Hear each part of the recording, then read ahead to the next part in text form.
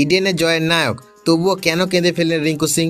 বন্ধুরা, আপনারা যদি দেখতে চান তাহলে ভিডিওটি শেষ অবধি দেখতে হবে, চ্যানেলটিকে সাবস্ক্রাইব করে একটা লাইক দিতে হবে এবং নোটিফিকেশন বেল আইকন দাবাতে হবে। ইডেন গার্ডেন্সে এক রোমাঞ্চকর ম্যাচে কেকেআরের জয়ের নায়ক উঠলেন রিঙ্কু সিং। শেষ ওভারে জয়ের জন্য দরকার ছিল মাত্র 9 রান। রাজস্থান রয়্যালসের পেসার ব্রিভটেজ শর্মার প্রথম 2 বলে টানা 2টি বাউন্ডারি মেরে ম্যাচ সমতায় ফেরায় রিঙ্কু সিং। এরপর 4 বলে দরকার ছিল মাত্র 1 রান। তৃতীয় বলে রান নেননি তিনি, কিন্তু চতুর্থ বলে হুক করে ফাইন লেগের উপর দিয়ে ছক্কা হাঁকিয়ে ম্যাচ শেষ করে দেন। সেই সঙ্গে পূরণ করে নিজেদের হাফ সেঞ্চুরিও। পুরো ইডেন তখন রিঙ্কু রিঙ্কু ধ্বনিতে মুখর। ডাগ আউট থেকে সতীর্থরা দৌড়ে এসে তাকে জড়িয়ে ধরেন, যেন দল চ্যাম্পিয়ন হয়ে গেছে। এই জয় কেকেআর শিবিরে নতুন আত্মবিশ্বাস ফিরিয়ে আনে এবং প্লে অফের আশা আবার জাগিয়ে তোলে। তবে এই আনন্দের মাঝে আবেগে ভেঙে পড়েন রিঙ্কু। মাঠেই চোখে জল ধরে রাখতে পারেননি তিনি। পরে জানালেন, দীর্ঘদিন ধরে দলের পক্ষে কিছুই ঠিকঠাক যাচ্ছিল না, সেই চাপ জমেছিল। তিনি শুধুমাত্র ম্যাচ শেষ পর্যন্ত নিয়ে যেতে চেয়েছিলেন।